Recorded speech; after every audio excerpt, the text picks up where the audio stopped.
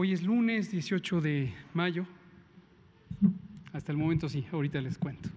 Lunes 18 de mayo de 2020, son las 19:01 horas y estamos en el Palacio Nacional, en la Ciudad de México, el Palacio Nacional de México, y vamos a iniciar la conferencia de prensa diaria sobre la situación de la pandemia de COVID, la nueva epidemia causada por el nuevo coronavirus SARS-CoV-2.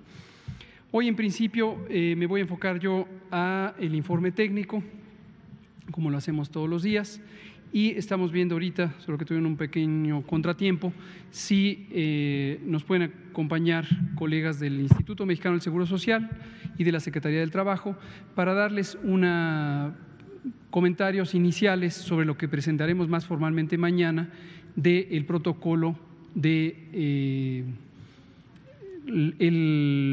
seguridad sanitaria en el trabajo, lo que esta mañana comentó el presidente, que le preguntaron a él, y justamente tenemos algunos avances del procedimiento, principalmente con el propósito de que las empresas que están involucradas en el proceso de los sectores productivos, específicamente de construcción, de autotransportes, minería y construcción, continúen el trabajo que ya están haciendo y resolver cualquier inquietud que pudiera haber al respecto por parte de ustedes. Y bueno, les cuento más en un momento. Sí, me voy a parar.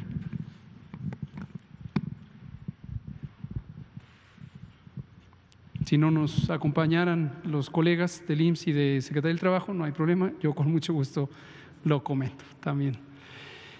Pues miren ustedes, estamos en el día 57 de la Jornada Nacional de Sana Distancia, jornada nacional que fue establecida el 23 de marzo, y abrimos con el recordatorio atento, respetuoso, pero enfático a la ciudadanía de México en todos los rincones del país, en todo el territorio, todas las entidades federativas y todos los municipios, excepto los municipios de La Esperanza, de que la Jornada Nacional de Sana Distancia no ha terminado.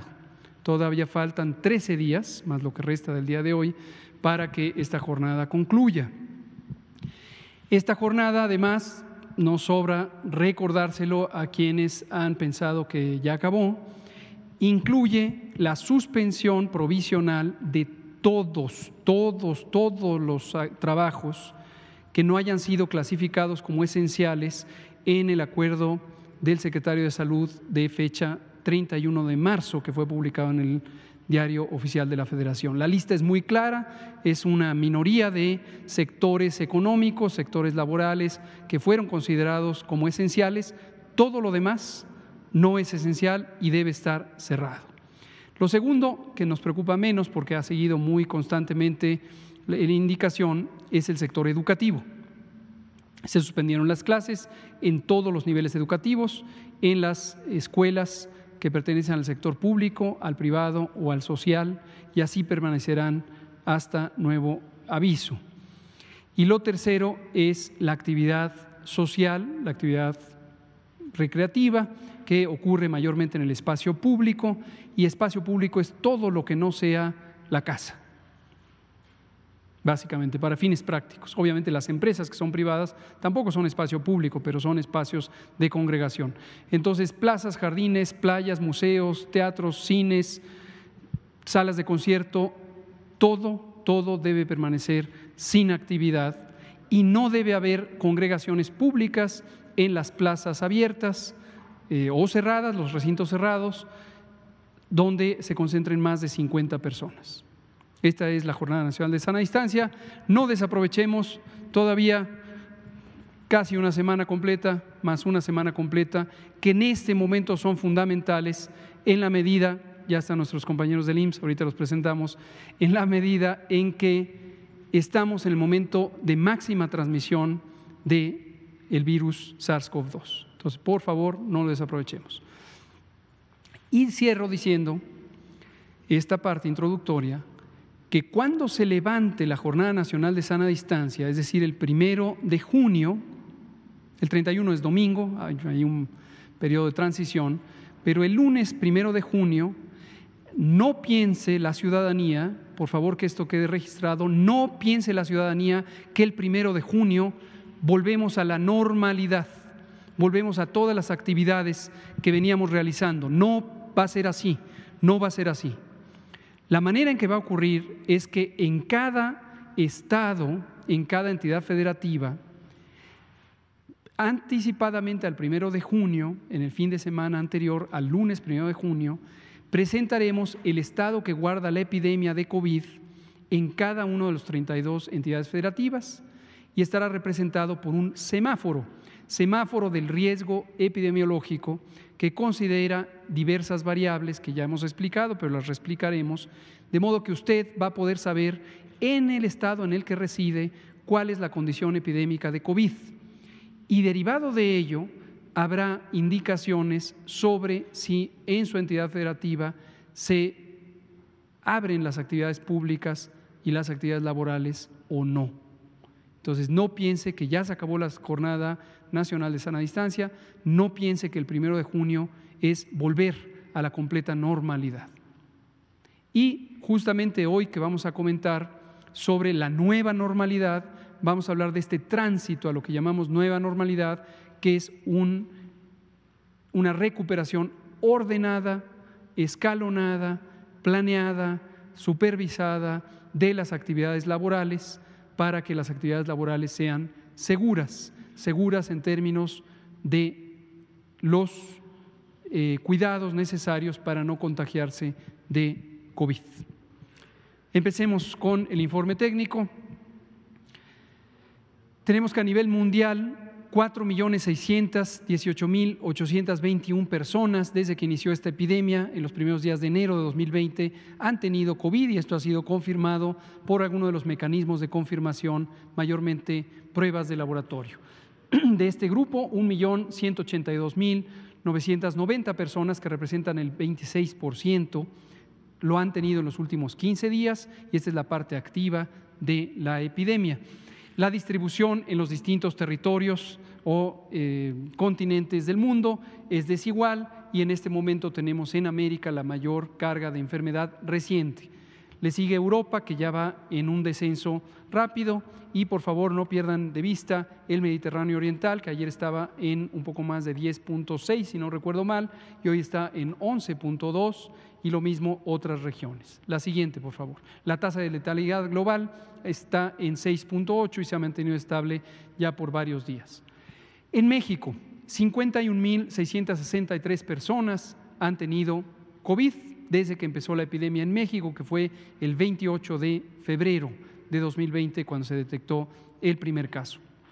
11.300 lo han tenido en los últimos 14 días, por lo tanto es la parte activa de la epidemia y noten ustedes que siguen aumentando los casos recientes. Esto habla de una epidemia muy activa, aunque en algunas ciudades ya hay desde hace varias semanas un decremento, una reducción en el número diario de casos.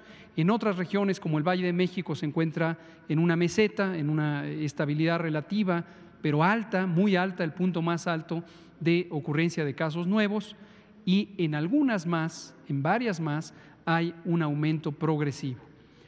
5.332 personas desafortunadamente han perdido la vida por presentar la forma grave de COVID.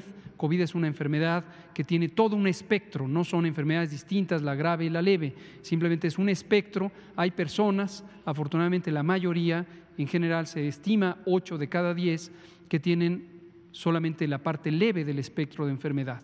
tos, fiebre, dolor de garganta, enrojecimiento de los ojos, estornudos y otros síntomas accesorios.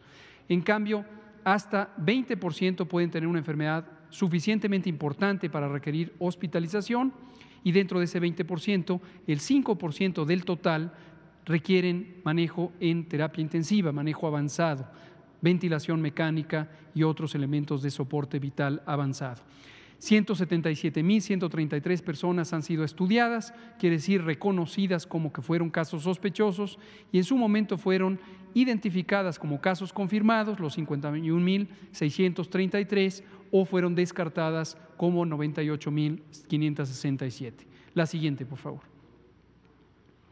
En el mapa de la historia de esta epidemia en México vemos pocos cambios en cuanto a la distribución relativa en los estados, pero hoy sí vemos ya una incorporación de algunos estados en colores rojos más oscuros. El Valle de México ya lo estaba, pero algunas regiones no lo estaban. Y ha incrementado la prevalencia, es decir, la cantidad de casos acumulados por 100,000 habitantes, y tenemos en este momento 40.4 por cada 100,000 habitantes. En forma más clara, en una gráfica de barras, en la siguiente diapositiva, podemos ver la distribución entre las distintas estados, las distintas entidades federativas. En la Ciudad de México ha habido 14.566 personas que han tenido COVID y 8.556 en la zona conurbada del Estado de México, en el Valle de México, seguido por los estados que se muestran aquí. Y en la siguiente diapositiva lo que vemos es la carga de enfermedad nueva en los últimos 14 días. ¿Por qué es importante los últimos 14 días? Porque es el periodo estimado como tiempo medio de infección, de capacidad de infectar a otras personas. Y vemos 11.300 personas que han tenido COVID reciente. Aquí vemos, en cambio, que la distribución heterogénea nos lleva a que algunos estados empiezan a estar en colores de baja transmisión. Ya habíamos hablado de Baja California Sur, ahora hablamos de Nayarit, y que empiezan a tener una reducción en la carga de enfermedad reciente. Y noten ustedes, Quintana Roo, que estaba en rojo, ahora está en amarillo, es decir, va reduciendo su carga de enfermedad, y ahora está Quintana Roo por debajo de los 250 casos. La siguiente. Si lo vemos en el gráfico de barras, vemos la carga de enfermedad reciente también predominando en el Valle de México, seguida de Tabasco, Veracruz, Baja California y otros estados que están por ahí. Y miren dónde está ya Quintana Roo, que en su momento era la cuarta entidad federativa con la mayor carga. Esto es una excelente noticia, porque en Quintana Roo ha habido un muy buen control epidémico, y quiero reconocer mi aprecio y respeto por la autoridad sanitaria de este estado, que mantuvo un muy estricto control. Llegó a reducir hasta 85% la movilidad en el espacio público, y esto le ha valido un éxito de salud pública, todavía no completo, en la medida en que sigue habiendo una parte de la transmisión, pero muy pronto llegarán a ello. Nuestro respeto y reconocimiento al gobernador Carlos Joaquín y a la secretaria de Salud, la doctora Alejandra Aguirre Crespo. La siguiente. 8.84 personas por cada 100,000 habitantes en promedio en México han tenido COVID en los últimos 14 días. Y esta comparación por incidencia nos permite hacer una comparación adecuada entre poblaciones de distinto tamaño. Lo vemos en la siguiente diapositiva, en donde podemos identificar por número exactamente cuál es la incidencia estimada en cada una de las entidades federativas. La Ciudad de México se ha mantenido por tercer día consecutivo en 30 por cada 100,000 personas, y el Estado de México en 25. Tabasco en 25. El Estado de México tiene una incidencia considerablemente menor cuando la vemos por tamaño poblacional, dado que es una de las entidades federativas más poblada, la segunda de hecho, entonces representa mucho, pero cuando lo vemos por incidencia no representa una importante carga de enfermedad nueva. En la siguiente vemos la mortalidad, y la vemos representada con fecha de ocurrencia para estas 5.332 personas que muy lamentablemente perdieron la vida por haber presentado COVID. Y tenemos 656, que es un número que cambia todos los días. Ya hemos comentado que no son las mismas personas, algunas ya entran a ser confirmadas, otras se descartan como casos de COVID y otras permanecen en un periodo de estudio. La siguiente, por favor. Cuando lo vemos por entidad federativa, vemos la distribución que ha variado muy poco desde el inicio de la epidemia con estos 5 estados predominantes en este lamentable evento que obviamente es irreversible. La siguiente, por favor. Finalmente, o casi finalmente, tenemos a nuestros casos confirmados, tenemos nuestros casos sospechosos y lo que podemos ver es que independientemente de si son confirmados o son sospechosos, trazan la curva epidémica de casos. En esta situación, en esta presentación gráfica, por fecha de inicio de los síntomas, no por fecha de registro. ¿Por qué enfatizamos a veces esto? Porque las dos curvas pueden discrepar. Generalmente la de casos por inicio de los síntomas está más extendida en la medida en que hay distintas fechas. Para la misma fecha de presentación hay personas que tuvieron síntomas ayer, otros anteayer, otros 3 días antes, otros 4 días antes y así. Y lo segundo que deben tomar en cuenta siempre al ver una gráfica por inicio de los síntomas es que es una gráfica continuamente cambiando. Si hoy llegara una persona nueva, si lo registramos por fecha de registro sería hoy el caso, pero esa persona nos va a decir cuándo tuvo los síntomas y va a ser asignada a la fecha correspondiente, de modo que la gráfica cambia todos los días. La siguiente. Finalmente, en la parte del informe epidemiológico tenemos nuestra curva de casos acumulados y vemos los incrementos diarios. Ayer tuvimos un incremento de 4.4%, hoy es de 4.9%, pero obviamente como es un porcentaje respecto a una cantidad cada vez mayor de casos acumulados, tenemos 2.414 casos que se agregaron en las últimas 24 horas. Si lo vemos en la curva de casos diarios, que está representada aquí abajo, vemos que seguimos con una transmisión muy activa que se ha prolongado ya por un par de semanas. Respiramos y vemos la ocupación hospitalaria. En la ocupación hospitalaria tenemos los 739 hospitales COVID, de los cuales 661 reportaron en las últimas 24 horas su ocupación. Esto representa 8.862 camas, que son el 39% de la suma de camas ocupadas y camas disponibles. Y en los dos gráficos siguientes los vemos en orden. Primero, la ocupación en camas de hospitalización general. En el extremo derecho de la diapositiva, la barra, la columna representa la ocupación a nivel nacional, 39%, y si nos vamos al extremo izquierdo de la diapositiva, vemos por entidad federativa, en el orden ya acostumbrado, Ciudad de México, Baja California, Guerrero.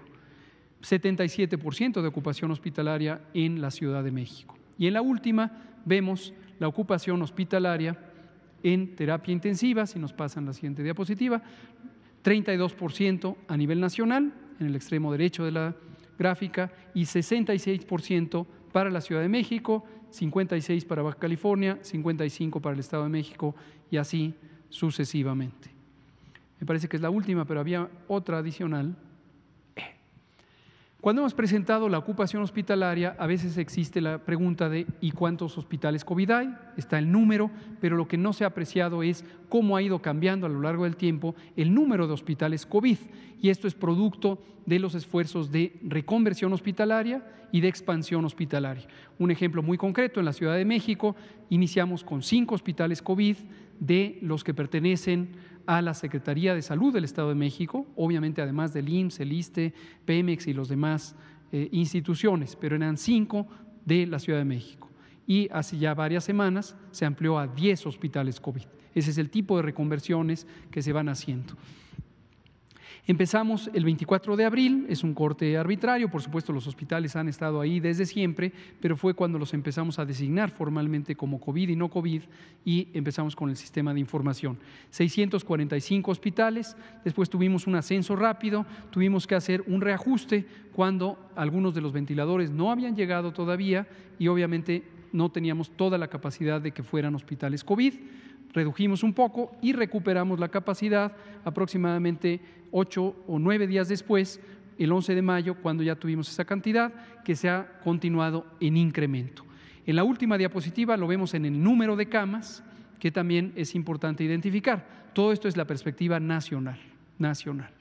Aquí vemos que empezamos con 6.900 camas, está en decimales, está en miles, y 14.500 camas, respectivamente las de terapia intensiva y las de hospitalización general. Y también tuvimos pequeñas variaciones, principalmente dependientes de que llegaran los ventiladores. Tuvimos que reducir la expectativa. Afortunadamente, en un momento que estábamos lejos, muy lejos de una sobreocupación, que hasta el momento sigue a nivel nacional en 39%, y después los de camas de hospitalización general. En este momento, este es 17 de mayo, al corte tenemos 6.200 camas de terapia intensiva y tenemos 22.600 camas. ¿Es la última? Perfecto. Bien, le vamos a dar la bienvenida al doctor Mauricio Hernández Ávila.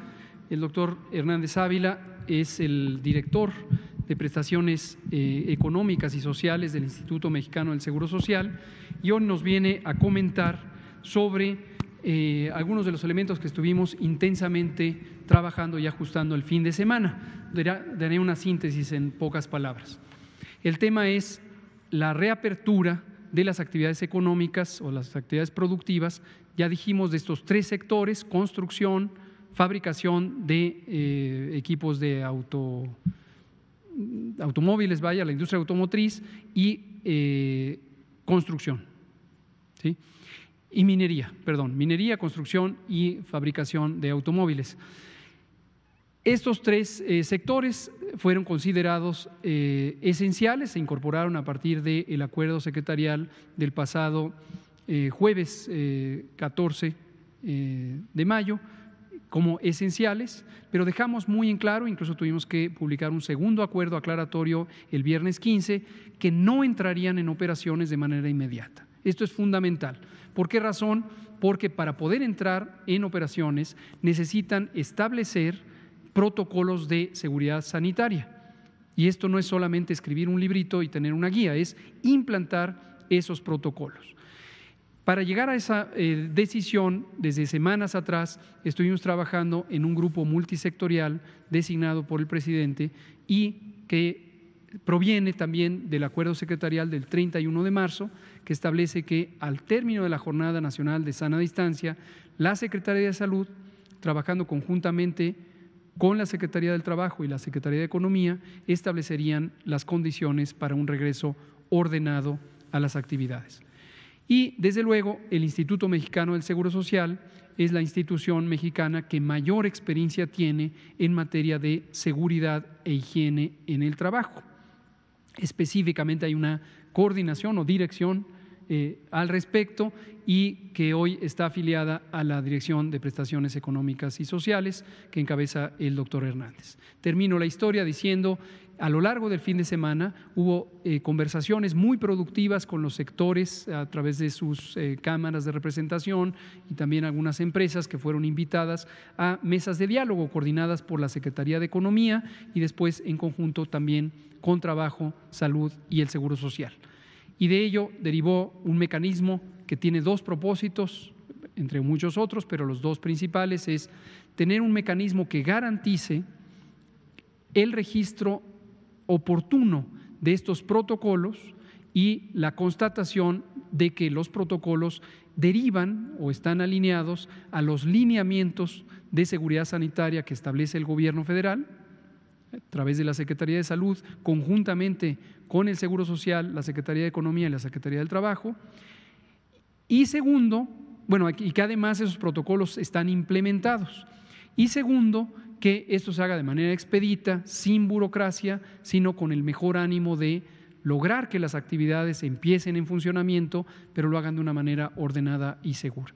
Y esto es lo que nos va a presentar el doctor Hernández, quien ha sido precisamente designado como punto focal de todo este grupo de trabajo para coordinar la operación. Doctor Hernández, por favor. Muchas gracias, doctor López-Gatell. Y una disculpa, no puedo decir que me agarró el tráfico, pero una disculpa por llegar tarde. Muy buenas tardes a todas y todos. Me da mucho gusto estar con ustedes, sobre todo tocando este tema de la reactivación, porque si pensamos en la reactivación, quiere decir que estamos pensando que ya estamos avanzando en el control de la epidemia y que podemos empezar a pensar cómo reactivamos la economía. ¿Por qué el Instituto Mexicano del Seguro Social está muy interesado en este balance? Por un lado, el Instituto Mexicano del Seguro Social vive de las cuotas de los trabajadores y de los empresarios y las aportaciones de gobierno. Esas están íntimamente, directamente ligadas al empleo. Entonces, si no hay empleo, si no hay actividad económica, nuestras finanzas se dañan. Por otro lado, si hay una actividad económica desregulada y reactivamos las cadenas de contagio, pues recibimos muchos más pacientes con enfermedad COVID en los hospitales, y eso también tiene un costo humano y tiene un costo institucional para el instituto, porque hay que dedicar muchas camas a la atención de estos pacientes, de estas personas, y pues tenemos que ir difiriendo la atención que damos a los derechohabientes. Entonces es un balance que es muy problemático.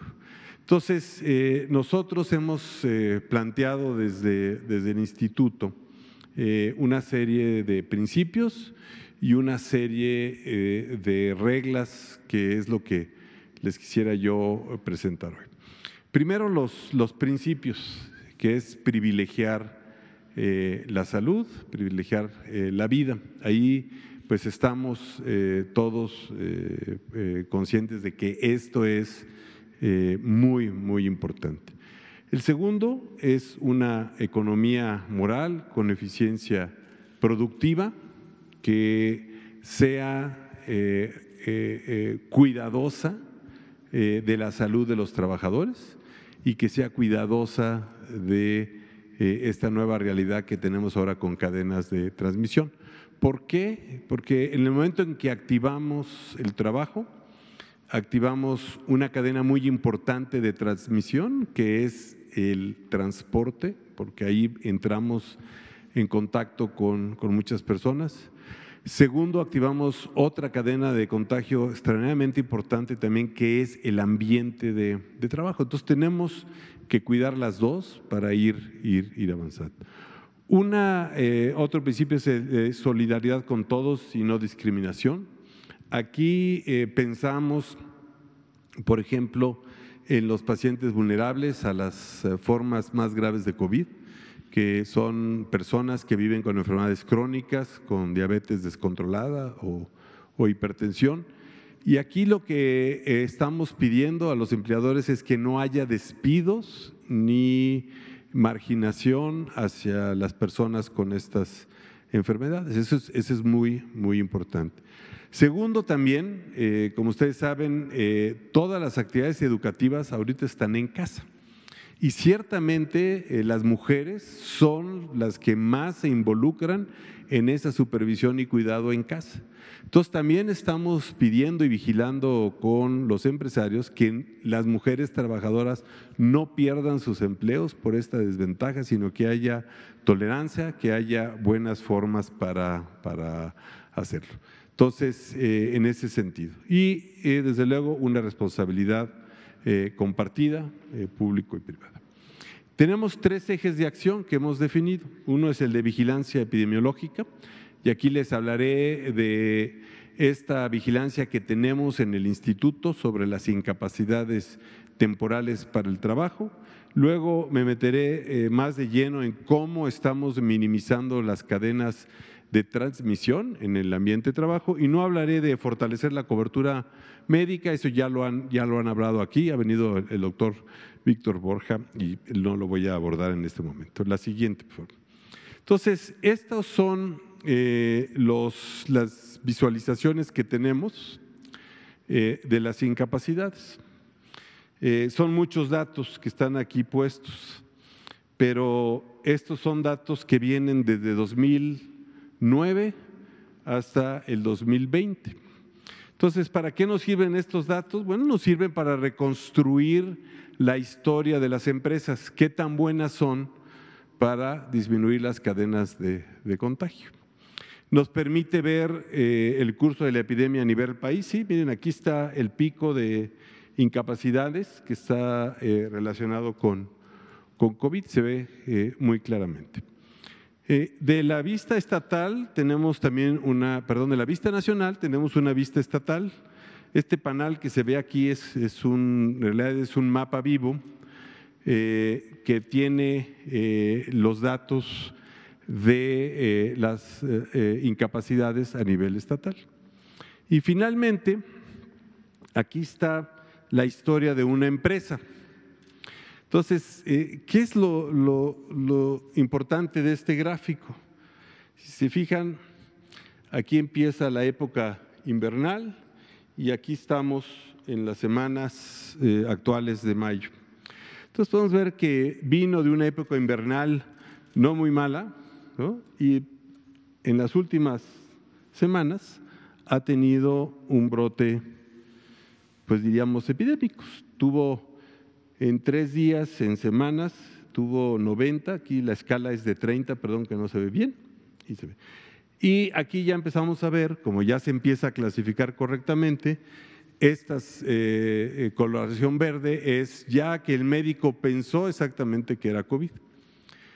Entonces, esta gráfica nos sirve para identificar bien a las empresas y poder saber si sus protocolos de prevención de cadenas de contagio al interior de la empresa están funcionando. Entonces, ustedes dirán, bueno, pues sí, ¿cómo sabemos que se contagian en la empresa? ¿No? Bueno, todos tenemos riesgo de contagiarnos, pero el asunto de esto es que cuando llegamos a nuestro centro de trabajo, no seamos una fuente de contagio y generemos un pico de contagios, ¿no? Entonces, si no hubiera una asociación aquí, pues estaríamos viendo 1, 2, 3 casos, 1, 2, 3 casos.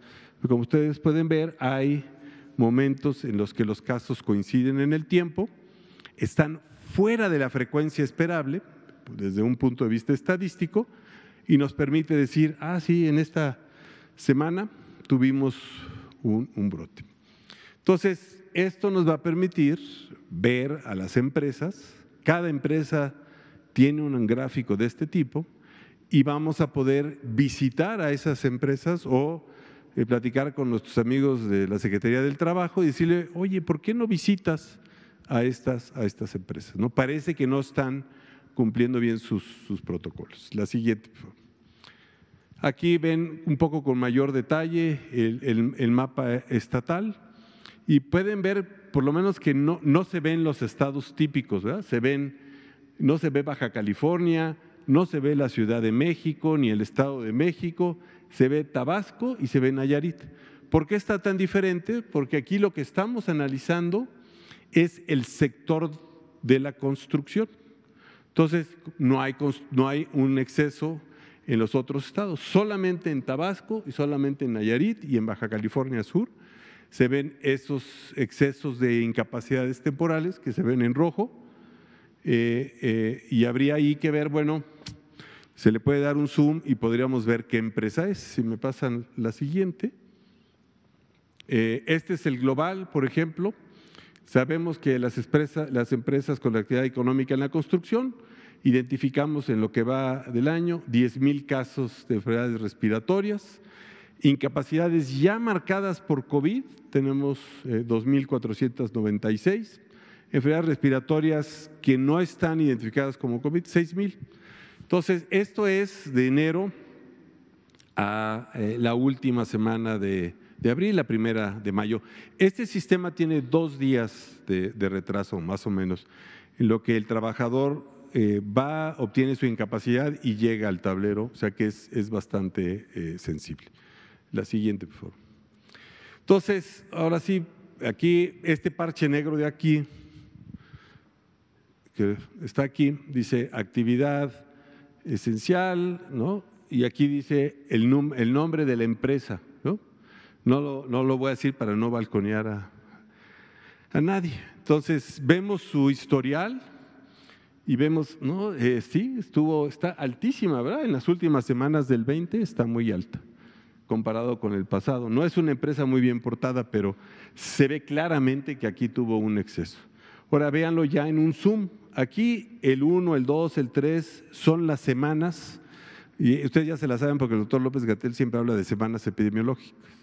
Entonces pueden ver que esta empresa tiene varios picos y que está en un alto grado de transmisión. Tiene días en los que, semanas en las que 40 trabajadores de esa misma empresa fueron a buscar una incapacidad.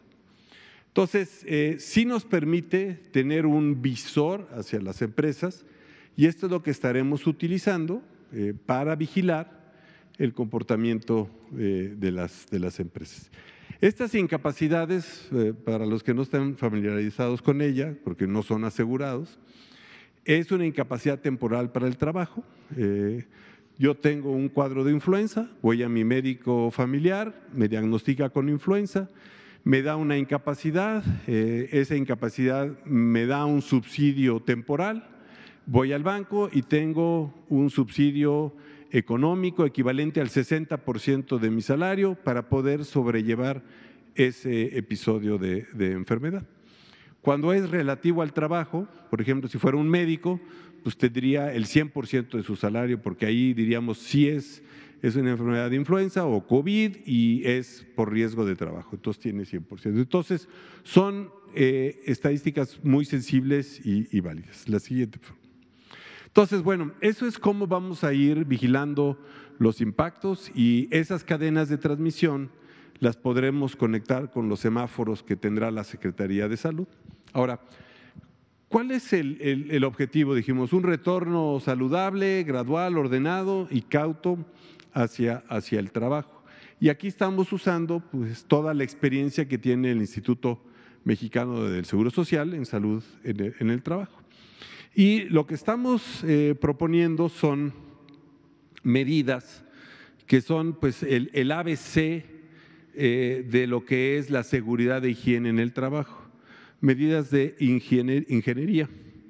¿Qué quiere decir esto? Bueno, pues que puedo poner barreras. Si tengo una línea de producción y no puedo separar a los trabajadores más de 1,5 metros para mantener la sana distancia, puedo poner una barrera de acrílico que separa al trabajador de su compañero, disminuyendo el riesgo de contagio y pueden seguir haciendo su actividad de ensamble. Puede haber medidas administrativas y ahorita entraré un poquito más en detalle. La medida administrativa puede ser tener un filtro a la entrada de la empresa con una temperatura, con un cuestionario de síntomas y tener una política muy clara de cualquier trabajador que tenga síntomas parecidos al COVID pueda regresarse a casa o pueda quedarse en casa, que sería lo ideal, y no ser una fuente de contagio. También vemos las cuestiones de protección personal, cubrebocas, caretas, guantes, botas para los zapatos. También vemos cuestiones de sanitización, que eso tiene que ver con tener alcohol gel disponible, también tiene que ver con tener una limpieza frecuente. Y después está la capacitación, porque pues todos tenemos que entender el valor que tienen todas estas acciones porque van a ser incómodas, porque pues no nos gusta no comer con nuestros compañeros de trabajo, no nos gusta poder platicar o acercarnos, entonces es bien importante que los trabajadores también tengan una capacitación para que se adhieran a estas medidas. Esa capacitación, aunque las empresas la tienen, también la estamos ofreciendo a través del IMSS en nuestra plataforma de cursos en línea masiva, el CLIMS, que ya ha capacitado a más de 1.5 millones de personas únicamente sobre aspectos de COVID. Y tendremos también otra serie de recursos educativos para cada oficio, para cada changarro, para cada empresa, chicas, grandes y medianas. La siguiente, por favor. Entonces, esto es lo que trabajamos y lo que hemos puesto en nuestra plataforma, junto con una colaboración muy estrecha con los colegas de la Secretaría de Trabajo, con Alejandro en particular, es una evaluación que toma en cuenta estos controles: la sana distancia, las actividades de promoción de la salud, los controles de ingeniería, los controles administrativos y el uso de equipo de protección personal. Y entonces las empresas nos tienen que dar cuál es su plan para usar estos recursos que tienen. Y repito, esto es el ABC, o sea que esto aplica a la construcción, le aplica a la industria automotriz, le aplica a la industria extractiva o de minería, de diferentes formas, pero bajo los mismos conceptos. La siguiente, por favor. Entonces, por ejemplo, acciones de capacitación sobre promoción de la salud. Entonces, bueno, las personas tienen que saber que ir a trabajar con síntomas respiratorios en esta epidemia, en estos momentos, es muy malo, ¿no? Es peor que estornudar o no tener etiqueta respiratoria, ¿no? Ustedes imagínense un enfermero que va a un hospital, ¿no? Con síntomas de COVID, ¿no? Bueno, pues genera una cadena de transmisión grandísima, ¿no? Y lo mismo sucede en un hospital que lo mismo sucede en una armadora o en una industria cualquiera. Entonces, es muy importante que los trabajadores y la población reconozcan los síntomas de COVID, que dominen la etiqueta respiratoria, que sepan las cadenas de transmisión para que nos protejamos en el trayecto y para que podamos tener una disciplina. Y luego están, desde luego, los cuidados en casa. Cuando estamos en confinamiento, la casa es el 30% de los contagios, pero cuando estamos ya en el trabajo, la casa disminuye y entonces entra el transporte y entra el trabajo y entran las actividades sociales con 30 más o menos. Entonces sí es muy importante. La siguiente, por favor. Luego vienen los controles de ingeniería. Aquí hay algunos ejemplos, no están todos, pero por ejemplo hay empresas que tienen cámaras de video que les permite ver cuál es la cercanía que tienen los trabajadores, o que tienen ya una aplicación en el celular que les zumba cuando entran a menos de 1,5 metros con otro celular. Hay señalizaciones en las áreas de trabajo muy importantes, voy a mostrar algunos ejemplos. Sistemas de ventilación también son muy importantes, lo que decíamos de las barreras físicas y los sistemas de sanitización y protección para el calzado, que son básicamente los tapetes húmedos con hipoclorito de sodio. La siguiente, por favor. Los controles administrativos, desde luego el trabajo en casa, el protocolo de acceso con filtros sanitarios y una política para los casos que detectamos, ¿no? Porque si detectamos un caso y lo regresamos a su casa, no. Hay que detectarlo, hay que darle un cubreboca, hay que evaluarlo, aplicarle los síntomas de COVID y decidir si es candidato a un permiso COVID o si mejor lo mandamos con su médico familiar o lo mandamos a su casa, pero con una protección para que no sea ese trabajador una cadena de transmisión de regreso, ¿verdad? O sea, tiene que haber ahí una política bastante buena. La siguiente, por favor. Unos ejemplos, hemos estado trabajando muy de cerca con la industria automotriz y nos han enseñado cómo están yendo. Entonces, este es el transporte, hay un control de temperatura, la empleada va con una careta, no sé si la alcanzan a ver, y luego en el autobús hay lugares asignados que mantienen una sana distancia como tal. La siguiente, por favor. También hay accesos marcados, aquí se puede ver las entradas y las salidas, aquí hay un filtro de entrada a la empresa. La siguiente. Instalaciones de agua y alcohol gel para uso frecuente, los famosos tapetes sanitizantes con hipoclorito de sodio. La siguiente. Aquí ven algunas barreras que ya se han instalado, no sé si las alcanzan a ver en este lado de la diapositiva. Son oficinas abiertas, no están a más de 1,5 metros, entonces lo que se puede optar es poner una barrera. Ahora, esto es feo, ¿no? Porque pues, me encierra más y por eso los trabajadores tienen que estar capacitados para decir, bueno, esto es ahorita la nueva realidad y además deben estar capacitados para exigir esta nueva realidad, porque en realidad es en términos de protección. La siguiente. Aquí vemos una área de lockers no marcada y acá está un área de lockers marcada propiamente para mantener las distancias. La siguiente. Tiene que haber también en las empresas información que alerte, que esté constantemente recordando sobre el COVID. La siguiente. Bueno, esto es propaganda para el curso CLIMS y pues los invito a que lo tomen, lo vean. Es fácil de entrar con CLIMS en Google, los manda inmediatamente ahí al dominio. Entonces, aquí usamos una tecnología educativa que le dicen gamificación en un anglicismo al español, pero son juegos que van motivando el aprendizaje, se ponen diferentes situaciones para ir viendo las partes de contacto y diferentes prácticas que son positivas. Entonces, con esto lo que queremos un poco explicar es decir, bueno, ¿qué queremos? Que nadie esté a menos de 1,5 metros por 10 minutos o más sin una protección con otro trabajador. Y eso es lo que hay que cuidar, esa es la distancia, ¿no?, que tenemos que cuidar. La siguiente, por favor. Bueno, también estamos desarrollando a marchas muy forzadas, rápidamente, estamos traduciendo estos lineamientos hacia recursos educativos.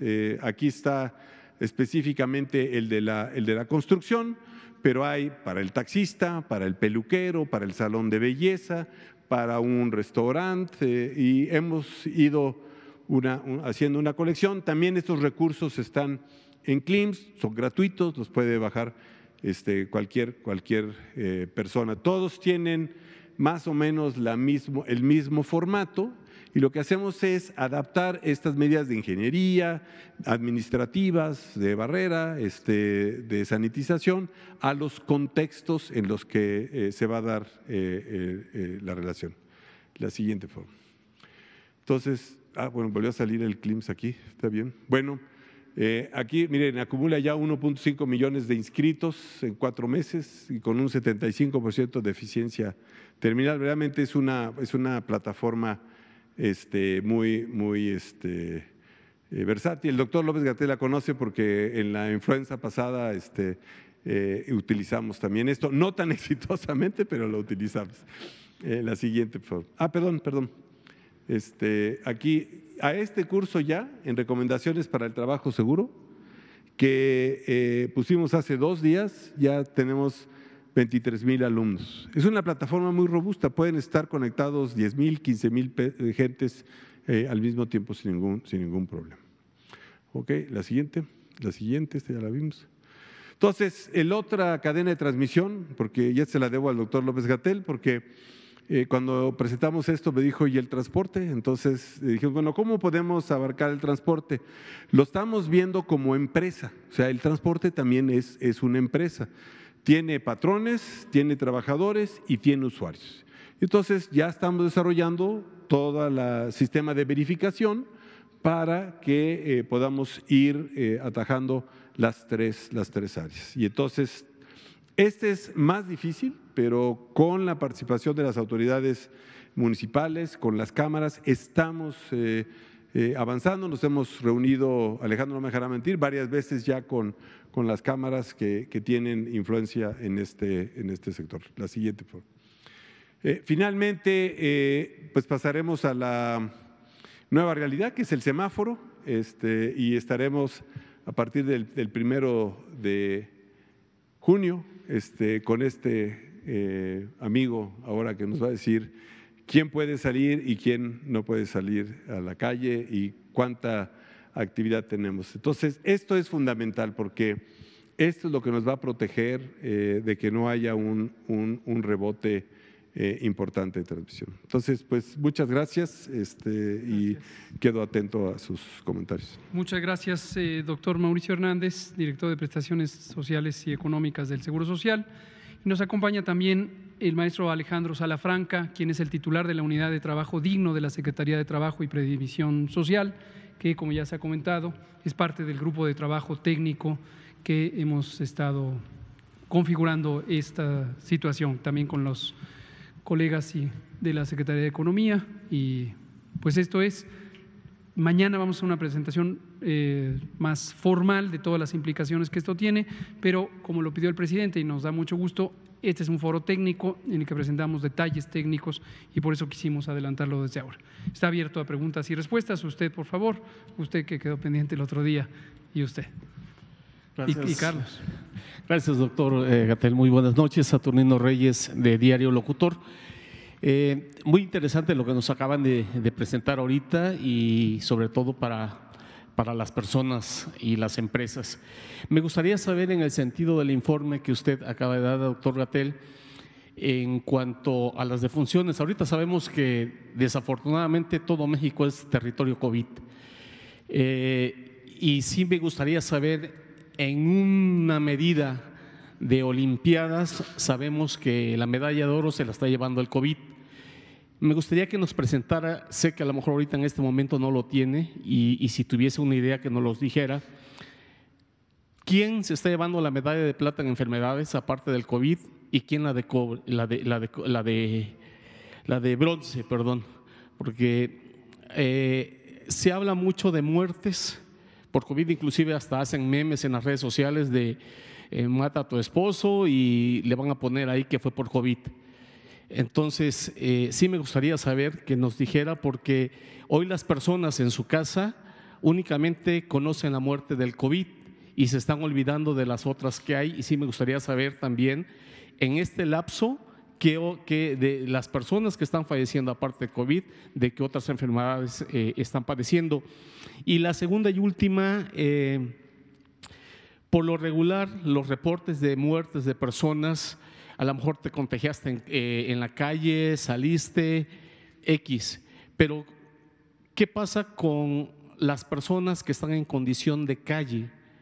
Esas personas, sí quisiera saber si ha habido reportes de muerte, si han ingresado a hospitales, andan en la calle como si nada, ha disminuido el número de indigentes. Sí me gustaría saber un poco de eso, porque esas personas por lo regular, en su mayoría, son inmunes a muchas enfermedades por su falta de higiene, por las situaciones en el ambiente. Si nos habla un poquito de eso hacia la ciudadanía, y si algún estado ha reportado alguna muerte de estas personas. Gracias. Gracias, comprendo con mucho gusto. Las preguntas me parecen importantes de atender. Respecto a las causas de mortalidad en México, han variado relativamente poco en los últimos 5 años, o muy poco en los últimos 5 años, son prácticamente las mismas, quizá han variado un poquito más en los últimos 10 o 15 años. Y desde hace cerca de 18 años tenemos un claro predominio de las enfermedades crónicas no transmisibles. Me centro en el dato de 2018, que es donde existe la estadística oficial más reciente de mortalidad, a cargo del INEGI, del Instituto Nacional de Geografía y Estadística, quien es la autoridad nacional independiente del gobierno, autónoma, que emite estas estadísticas. En 2018 murieron un poco más de 733,000 personas que fueron registradas, y las primeras 5 causas de muerte son, en este orden, las enfermedades cardiovasculares, después la diabetes mellitus, después están las lesiones de causa externa, que incluyen también la violencia, están también las enfermedades del aparato digestivo, particularmente la insuficiencia hepática, y después están, me estoy confundiendo, la tercera es neoplasias malignas, cáncer, la quinta son lesiones de causa externa, y de ahí ya hay otras. Por ejemplo, la octava causa general de muerte fue la influenza. De influenza murieron 28,000, un poco más de 28,000 personas, 28,166 si no me acuerdo mal. Y esta es una causa común que generalmente se agrupa con la neumonía, En todo el mundo y desde hace decenas de años se registra influenza y neumonía como una sola grupo de causas, porque no siempre es posible distinguir específicamente influenza de esto. En resumen, la mortalidad en México está dominada por enfermedades no transmisibles, no infecciosas, más bien las crónicas, y también es característico que en México desde hace 12 años las enfermedades asociadas a una mala nutrición son las que predominan entre las causas de muerte, específicamente el exceso de grasas, sal, calorías y azúcares son los determinantes directos de la mayoría de estas muertes, la mitad de la mortalidad en México. Respecto a las personas que viven en situación de calle, tanto adultos como niñas y niños y personas de edad intermedia, desde luego la consecuencia natural de una sociedad económicamente polarizada, con grandes desigualdades sociales y económicas, más otros fenómenos diversos, lleva a que en México existan, como en otras latitudes, también personas en situación de calle. Y son personas que son biológicas, social y yo diría culturalmente vulnerables en la medida en que son también víctimas de discriminación, de estigma, de rechazo, pero afortunadamente no para las instituciones del sector salud, y tenemos innumerables personas que han sido atendidas de COVID durante esta epidemia y que viven en situación de calle, no representan una mayoría de las personas enfermas, y hemos tenido ambas situaciones, personas que desafortunadamente pierden la vida, pero también casos emblemáticos de personas que se estimaba que iban a estar en las condiciones de riesgo más altas y sin embargo solventaron con éxito la enfermedad. Muchas gracias. Usted, si nos da tiempo, quedan 3 minutos. Rápidamente, es chiquitita la pregunta. Estaba revisando las estadísticas y bueno, se reporta que en la Ciudad de México hay una ocupación del 77% de camas y un 23% de camas disponibles, y en el caso de las camas con ventilador también se reporta una ocupación del 66%. En este caso, bueno, estaríamos hablando de una eventual, poco a poco se empieza a acercar a la saturación del sistema hospitalario. ¿Cuál sería aquí el siguiente paso a seguir? Sobre todo porque apenas en la mañana la jefa de gobierno pues señala de que pues, se van a incrementar más las medidas. Todavía los mexicanos siguen sin entender esto. Se realizan torneos de fútbol clandestinos. Se anuncia una marcha en este caso de comerciantes informales en el bosque de Chapultepec. O sea, realmente no están respetando las medidas y bueno, pues nos acercamos precisamente a un eventual incremento de enfermedades, bueno, al parecer. Entonces, ¿cuál sería el siguiente paso? Muchas gracias. Efectivamente, es de extraordinaria importancia que la sociedad, como lo dije al inicio y lo hemos dicho prácticamente todos los días, tenga claro, y les pido atentamente a todas las personas que escuchan este mensaje, que lo difundan con al menos 5 personas. Cada quien difunda el mensaje a 5 más, porque no todo el mundo ve esta sesión y no todo el mundo se entera de manera directa. Afortunadamente hay comunicadoras y comunicadores responsables como ustedes que nos ayudan a propagar el mensaje, pero si cada ciudadana y ciudadano notifica a 5 más que la Jornada Nacional de Sana Distancia no ha acabado, que es una medida fundamental por su carácter masivo, más de 70 millones de personas fuera del espacio público, y que este es el mecanismo fundamental para reducir los contagios. El resumen es quedarse en casa, y esto es lo que hace que no seamos partícipes de un contagio, ni para recibir la enfermedad, ni para transmitirla en su momento. Cuando en su momento se ha ido alcanzando niveles difíciles de atención, que afortunadamente hemos estado siempre muy lejos, ni siquiera hemos llegado al 80% de ocupación, aún en la Ciudad de México, que es la zona más de intensa transmisión, nos vamos anticipando. Así lo hemos hecho a lo largo de todas estas semanas. Quizá no todo el mundo lo visualiza, porque cuando nos estamos acercando cerca del 70%, aumentamos la capacidad. Y cuando otra vez nos acercamos, aumentamos la capacidad. ¿Cómo aumentamos la capacidad? Con mecanismos de reconversión hospitalaria que tienen que ver con el uso óptimo de las instalaciones, el diferimiento de procedimientos que pueden ser programados sin poner en riesgo ni la salud, ni la integridad, ni la vida de las personas, con unidades temporales COVID, como las que recientemente se inauguró en el Autódromo Hermanos Rodríguez a cargo del Instituto Mexicano del Seguro Social, como el uso de lo que nos confiere posibilidades, el convenio con el sector privado todavía estamos lejos, estamos cerca del 65% de no uso. Entonces todavía se pueden trasladar personas con padecimientos no COVID para que se puedan liberar espacios COVID en los sitios correspondientes. Y también con el aprovisionamiento de materiales de difícil procuración, incluyendo los ventiladores mecánicos que han sido surtidos en los tiempos adecuados, afortunadamente, hasta el momento. Son las 20 horas, no quisiera inhibir la participación de nadie, pero pues el tiempo es el tiempo. Y aquí acabamos. Muchas gracias, doctor Hernández, maestro Salafranca. Y aquí terminamos. Nos vemos mañana en el Pulso de la Salud, en la conferencia matutina del presidente. Muchas gracias.